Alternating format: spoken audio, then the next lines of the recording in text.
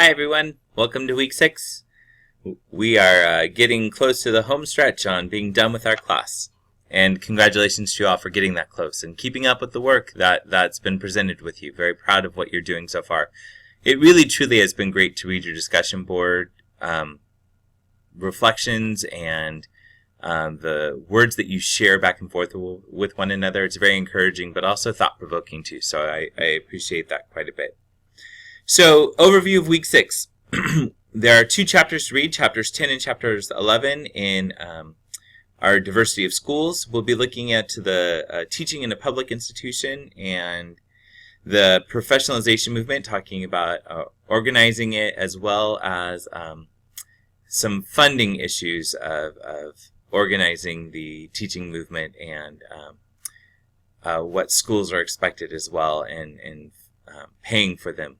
Chapter 11 goes into differentiated schooling, labor market, and preparation. It gets into the idea of vocational schools, and that's been an up and down in California. I think as the federal government as well, talking about, we want children to be college ready, but also knowing about vocation skills to be able to be a part of a workforce or labor force. And it's interesting because with the college and career readiness standards that are Common Core state standards, we're putting an emphasis back on having that balance of both. So just thinking of how that hits us presently today, and this really hits after the Cold War era that we'll be reading your reflections on this upcoming week to grade as well. So again, 2 chapters to read, and then there's 2 discussion board questions for this week.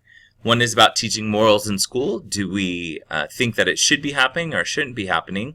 And again, that reminder to put your post by Thursday with your responses to 2 other classmates by Sunday. Then the second post is hitting into your primary reading in one of your chapters, page 352, if I have it correctly. It starts looking at the need for schooling and vocational schooling as well. And hitting that, there's some direct questions that you'll see in the board that I'd like you to reflect on. So if you would make sure that you are doing that, those are the 2 required assignments for this week. As a reminder, next week, week 7, your mini lit review is due. So if you've emailed me already to say that you're switching out from Common Core standards to another topic, congratulations. If you haven't let me know yet and you've started to work on it, please give me that email to let me know. But this is a practice to get you ready in your action research, looking for at least 5 resources that you're writing this lit review on. The reminder here, it's not your opinion, it's what the literature is teaching or showing you.